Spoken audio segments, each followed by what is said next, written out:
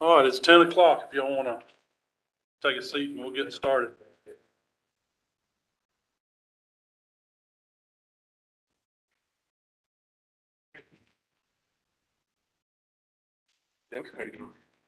All right, Trevor, how are you? All right, welcome to the Public Safety Complex Jail Task Force meeting. All right. I don't really have any opening comments. Sheriff, do you have any? I do actually. I was looking at the agenda and there were just a couple of things I wanted to comment on, but I didn't know if everybody had been brought up to speed on it. I missed there's only been one meeting so far, is that correct? And I missed it. And it was about the project background. For well over 15 years, this can has been kicked down the road. We know we've needed a jail and that we had to prepare for it, and nothing's been done. And we're at a crucial point right now. We've had 2 cell doors fall off the hinges. Place is a maintenance nightmare. It's almost impossible to keep up with. It is impossible to keep up with, and I'm sure that Sean could address the maintenance costs that are just rising daily. And it also ties into site selection. Over 15 years ago, when the first jail committee was formed, and all the stakeholders had been invited, the committee was commissioners, sheriff's office, cities, police department, everyone, stakeholders had come to the table, and we sat around and we looked at sites. And the site that's still available, or the site that was preferred then, is still the preferred site now, and it's still available. For how much longer, I don't know. I've talked to the individual that owns it, and he's been sitting on that because he sees the benefits of it being here, close to the courthouse, close to the center of the county. And he didn't replant the property intentionally, thinking that the project was moving forward.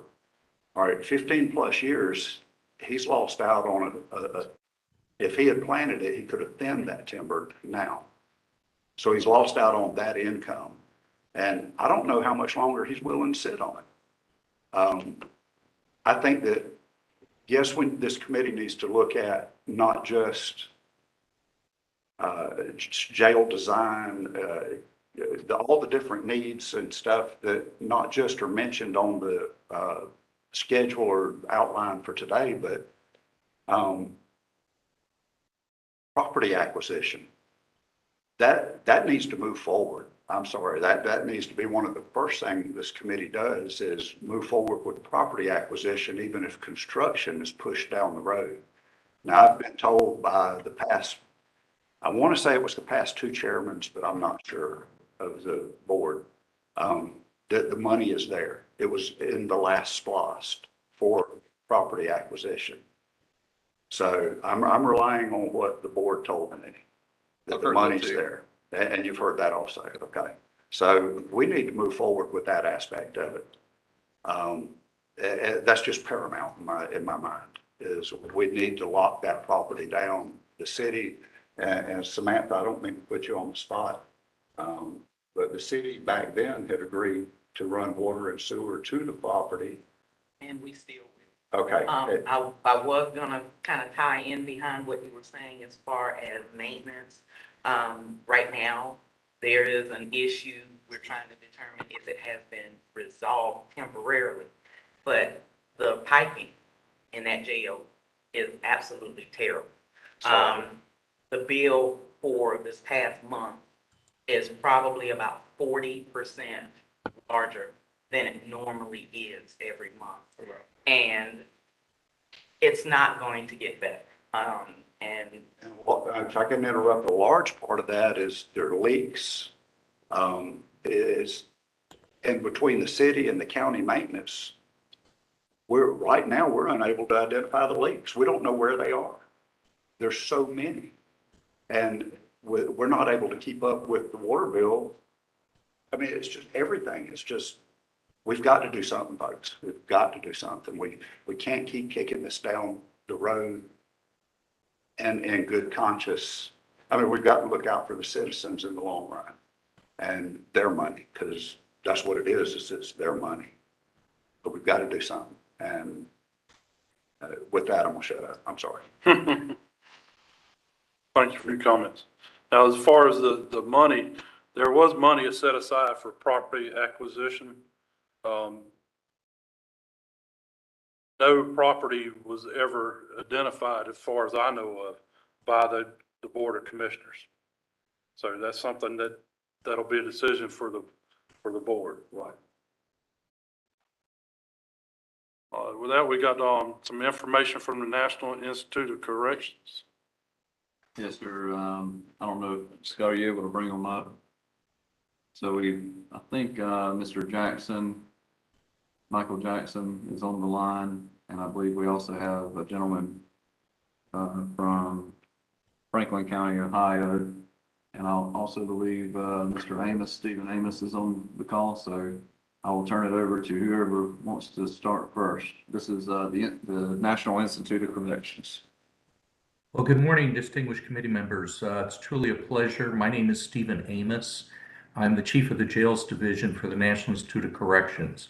We're a component of the Department of Justice, and our principal focus is to provide direct technical assistance, training, and information regarding the needs of the nation's jails. That's our job. We've been doing this for 50 years as an agency, and I'm pleased to say today that we're joined by Mike Jackson, who's a senior manager and technical assistance advisor, former jail commander for the Fairfax County Jail in Virginia. And we're also joined by Jeff Stobart, who is the chief deputy for the Franklin County Sheriff's Office, who most recently has been embarked on many of the journeys that you will be involved in, but thought it important to hear from someone that has had a lot of experience in this realm. I will say that we are committed to doing whatever we can to be supportive. That is what we love to do. That's who we are. And we recognize this is a very big commitment, and it's one that needs to be done thoughtfully. So to that extent, I would like to pass the baton on to Mike Jackson to share a little bit about the resources that we do have, and then put on the line Jeff Stobart so he could speak a little bit about what experiences and resources he has to share. Ultimately, what we're willing to do is, with anything within our purview, to support you, including providing the opportunity to go see some facilities. We fund small groups, usually 3 people, to go see some of the nation's jails so that they can emulate and identify what are some of the lessons learned along the way. And that can be large, small, or rural facilities. So without further ado, I'd like to pass the baton to Mike. Mike, could you share a little bit about what our resources are? Yes, sir. One of the early projects when the Jails Division was first established in the 80s was that they realized that people didn't know how to build jails. And there were a number of very poorly built jails in the 70s and early 80s. So they embarked on a whole new jail planning initiative. And let's face it, I mean, people just don't do this maybe once in their tenure. So the next group has to figure out what they did, what the last group did, and how are we going to do it better. So we have been refining our planning initiative for probably almost 50 years, as the chief said. I guess 40 years. But we have a 4-phase approach. One is the beginning would be the jail and justice system assessment, where we come in and talk to all the folks who have any input into who goes into or comes out of the jail. And we do a quick assessment of the current facility. I was listening to the sheriff and others describe some of the problems that they're seeing with the physical part of the building. And we're hearing a lot of that right now. Most of what we're hearing right now is the jail is old. We can't get parts. It's falling apart, or it's not set up to do what we need to do in this day and age. Following jail and justice system assessment, we offer a class called Planning of New Institutions. We bring that to you. We can handle about 24 to 28 people. Sheriff's representatives, county board members. These are for the leaders of the community, the folks who are going to have to turn around and try to get the money for this. And it's a 3-day class. with a jail planner and an architect. And like I said, we bring it to your site. We invite you to bring in people that would be part of the planning committee here, and maybe some other county leaders that aren't elected, but can swing a referendum one way or the other. And we go through all the things you need to look at when you're planning a new facility. Some of them are on your agenda today, and we spend usually 3 to 4 hours on each one of those topics. Once the uh, entity has decided to build a jail, we have a class called Managing Jail Design and Construction. We have the entire development set of plans for a jail that was never built. And we can show you all the different sets of plans, how to read them. This is mostly for your transition team, so they can learn how to read what people used to call blueprints. And to be on site while the jail is being built. And that's important. We had a jail not long ago that didn't have people on site.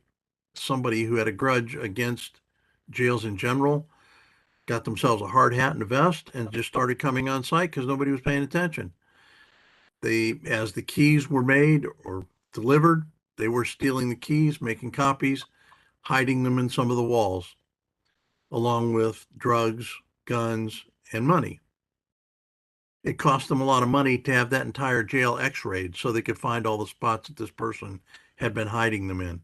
Had they had somebody on site and been doing kind of a daily check-in of people, it probably wouldn't have happened. The last thing we offer is how to open a new institution. That's about 18 months before the projected opening date. We come in and start talking to the transition team who's going to be working on all of the policy and procedures because the sheriff doesn't have time to write them. So they're going to be developing all the policies and procedures. The old jail's not going to work the new jail's not going to work like the old jail did. So they're going to have to develop training for the staff. You might want a public opening. They're going to help plan that, probably do tours. And the biggest thing they're going to do is figure out how we're going to move all the inmates, especially if it's not right next door to the current jail. So how are we going to move them? When are we going to move them? And those kind of things. And we teach them how to get ready.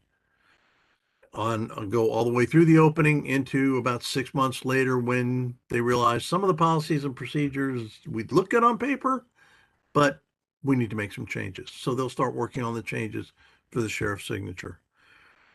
And we've also, a lot of the people that do this will allow you to give them a call and check out things as you go along, kind of smooth things over. And like I said, I've been doing this for the 15 years I've been here at NIC. And the reason they put me in it is because I came from a jail where we didn't plan well and we had to build 4 times in 25 years. I understand poor planning. I also understand the value of this initiative. We've received a lot of positive feedback from it. And if you'll allow me, I'll let Chief Stobart kind of tell you how they used the process to get what they were looking for. Jeff? Hi, everybody. I'm Jeff Stobart. I am the Chief Deputy of Research and Development in the Corrections Division for the Franklin County Sheriff's Office in Columbus, Ohio. Kind of to understand a little bit about where we're going as an agency and as a sheriff's office and our new jail project, you kind of have to understand where we are. We have 2 very old, very antiquated jails, very similar to what I heard you say today, Sheriff. We literally have things breaking in our facilities that they don't even make pieces or parts for anymore. The maintenance costs of those buildings is extremely high.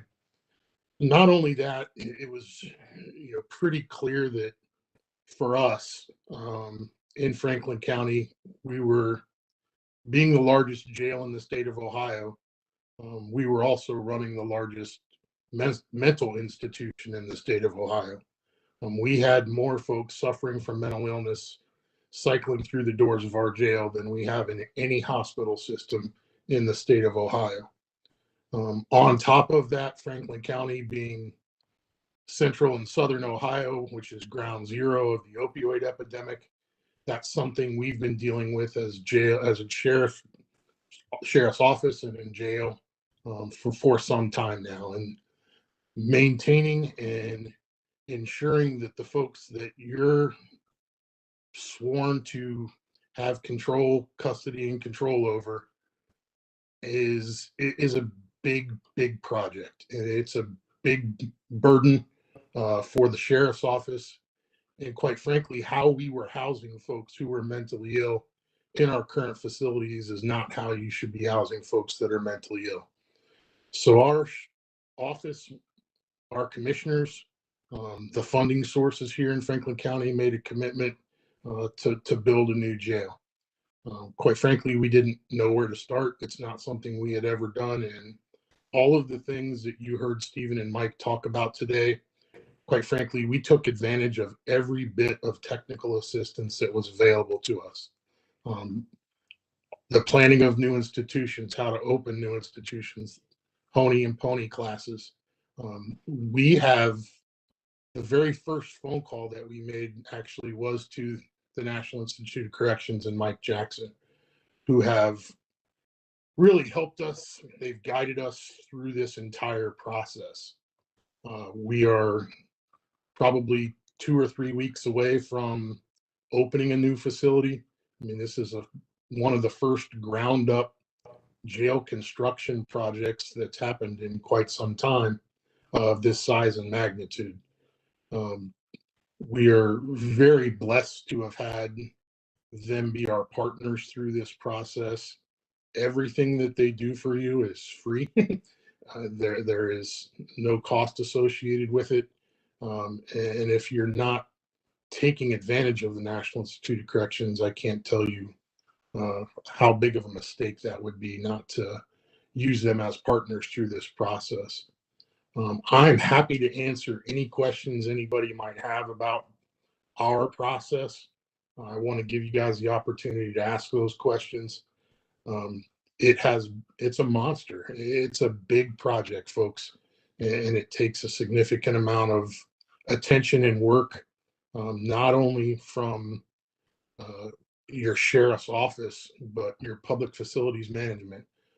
All of the folks that are associated with your criminal justice system need to have some input into what's going on behind the walls of your facility. So we're blessed in Franklin County that we have a very robust criminal justice planning board that involves all the pieces of our criminal justice system, from the prosecutor's office to the public defenders to the judges to probation departments to community partners. Our alcohol, drug, and mental health board all sit on that board, and everyone, quite frankly, in Franklin County, collaboration is something we do fairly well, and everybody was really on the same page. Our commissioners very quickly recognized that not only were we really housing the mentally ill folks in ways that really is not conducive to mental health, it wasn't consistent with our community and our community's values. But one of the bigger things that our commissioners, and we talked with about our commissioners, is, they're responsible for a large number of employees. And nowhere else in Franklin County do Franklin County employees are they asked to work in the conditions that you're asking the folks that are working behind the walls of the jail work in. So that also played a fairly large piece in why we wanted to create a new modern facility here in Franklin County. And I'll stop and let anybody answer any question or ask any questions. What I can tell you, if you want to see what we've done, you can go to YouTube. You just put in the search bar of the Franklin County Jail. We did about a 15-minute video tour of our current facility during COVID for the AJA conference, and it's posted on YouTube, and you can find it fairly easily by going to that link. And I'll go ahead and stop.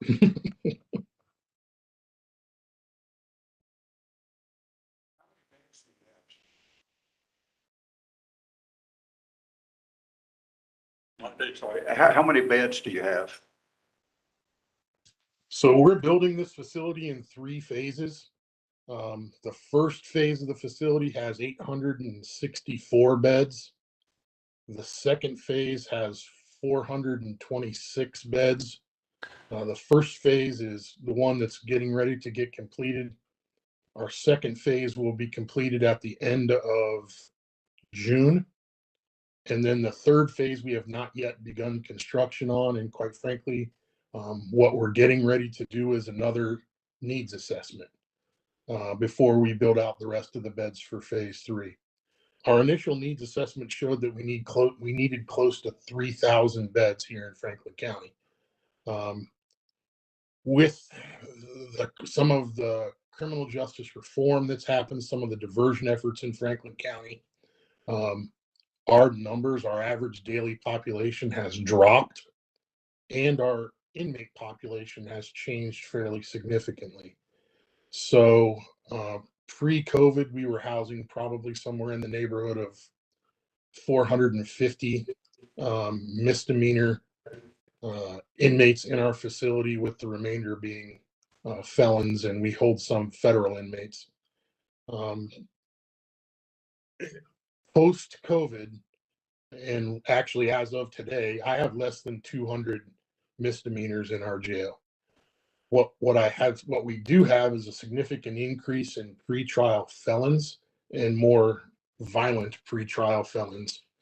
So before we actually start to build out phase 3, we're going to do another needs assessment, take another look at those numbers, quite frankly, to make sure not only that we're not building too many beds, but that we're building the right kind of beds, because how you would house some misdemeanors is different than how you would house someone who is a little more medium and maximum security cells are different than minimum security cells. So we not only want to make sure for the final phase that we're building the right number of beds, but the right type of beds, if that makes sense. It does, thank you.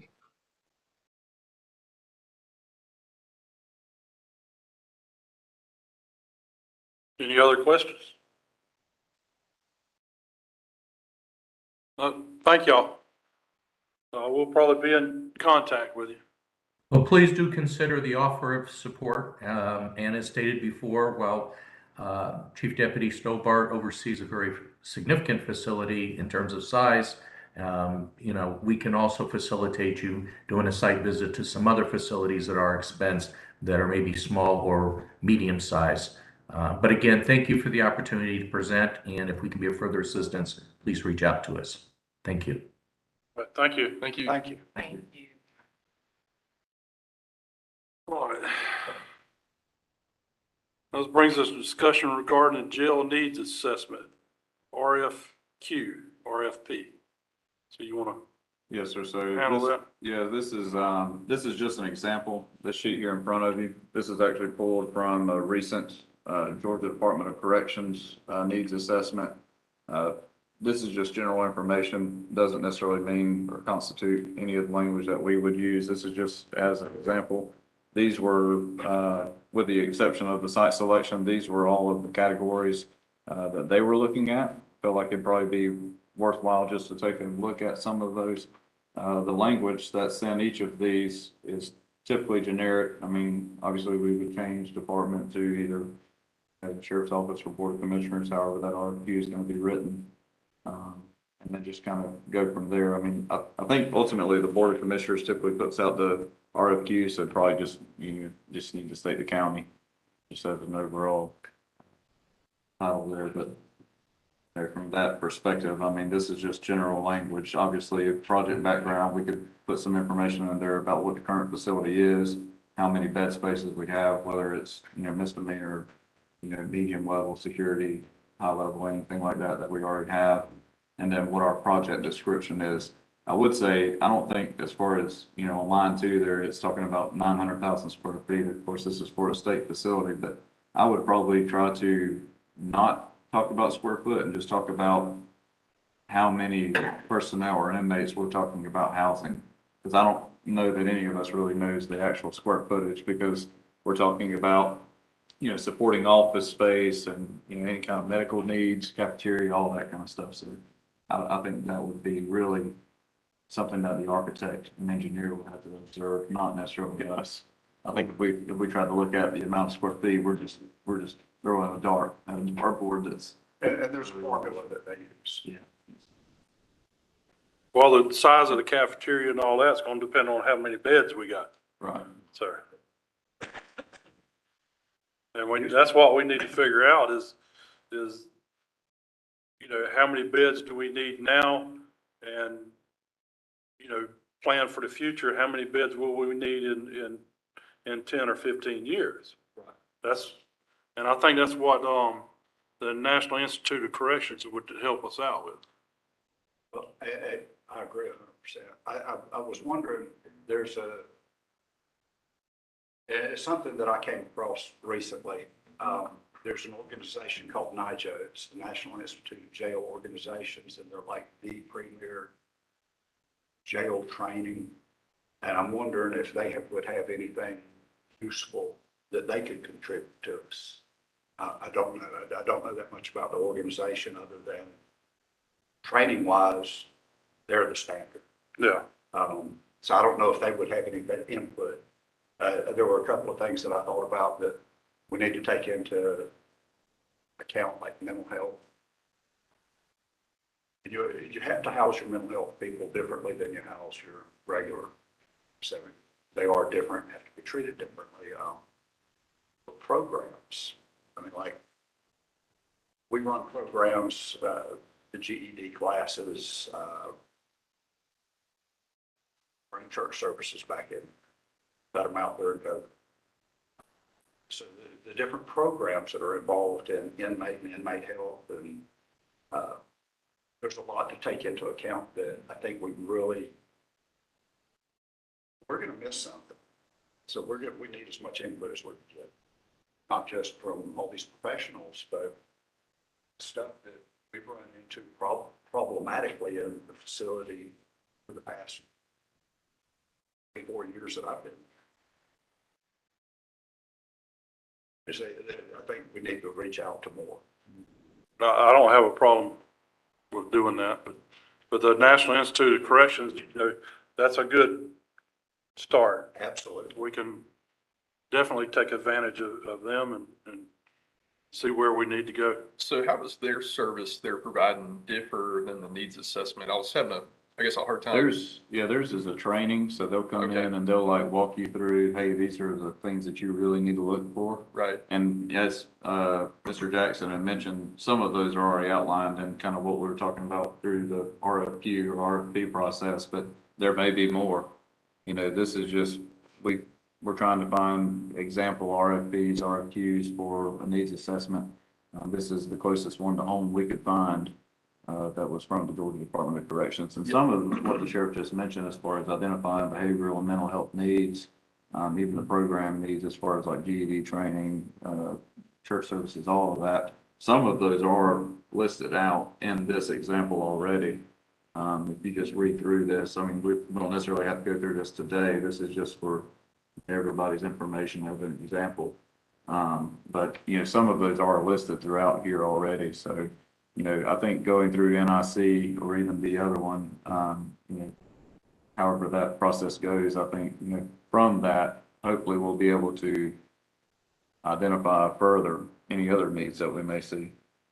That would really just kind of put together a really good process for us moving forward.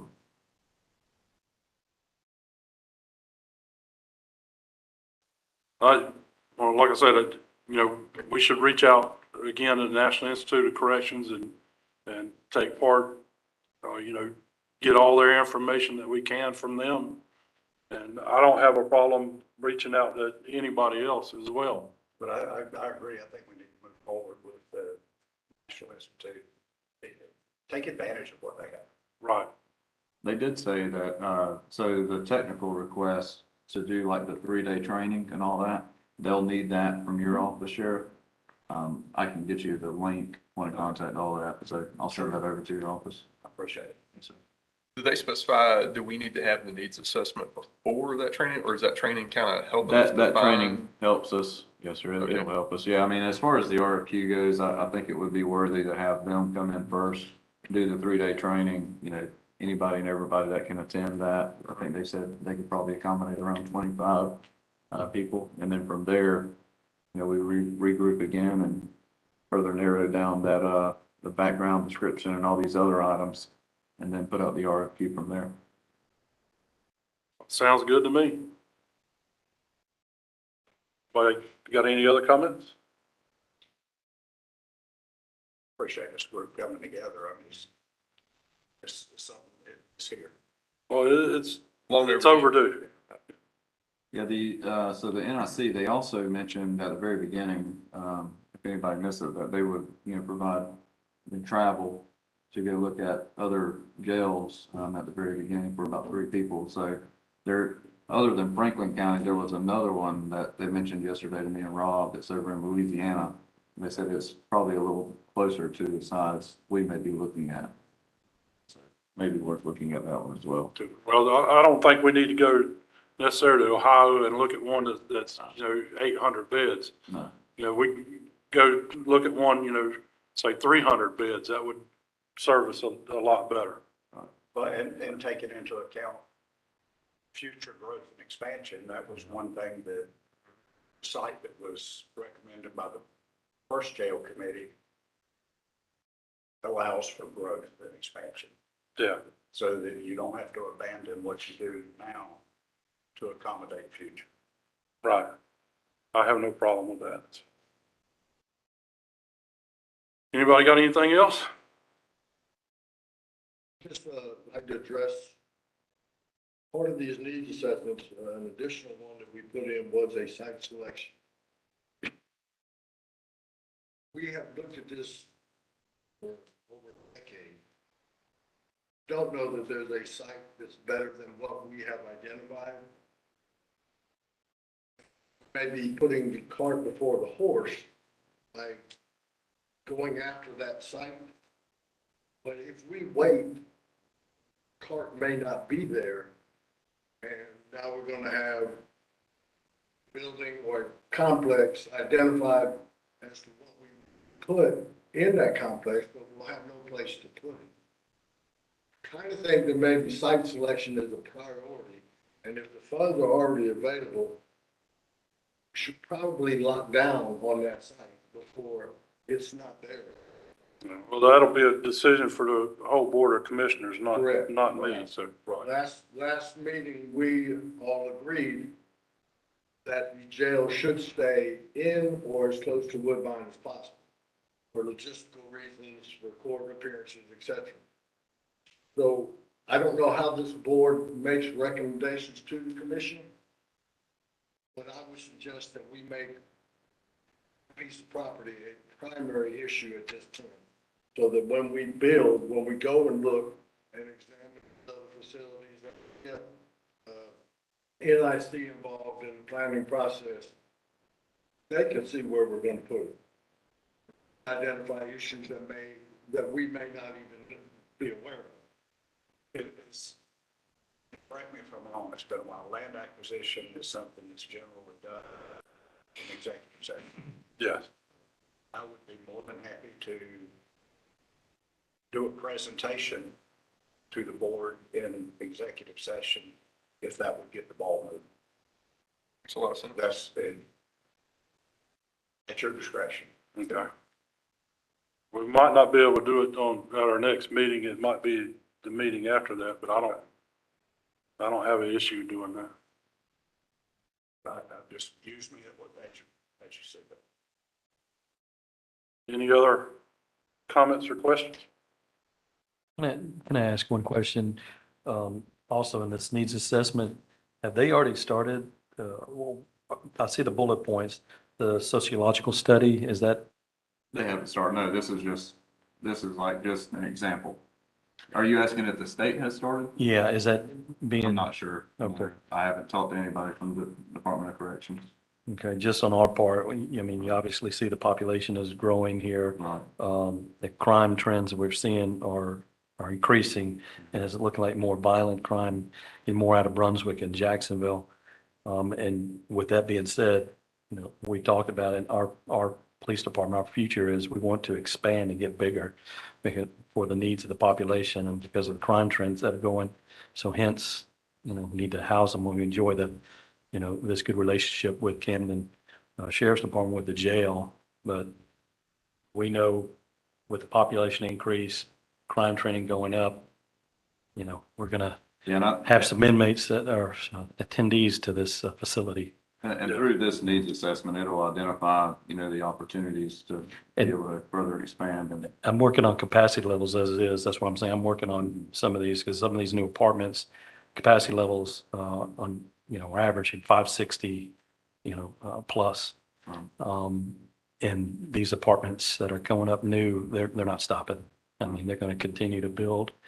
And, you know, we're seeing, like I said, we're seeing some, you know, trending crime rates and they're more violent. That's what we're kind of looking at. I wish I had the stats, but we're working on that now. But obviously the population, we're seeing that increase. Well, no matter what, site we select, it's got to be large enough, and the jail's got to be designed in such a way that, you know, we may only build, say, 200 beds now, but we'll have to have the ability to build extra pods or whatever, Yes. whatever you want to call it, going forward. Anything else? Got anything, John? All right, appreciate y'all coming. We'll close this meeting. Thank y'all. Thank you. Thank you.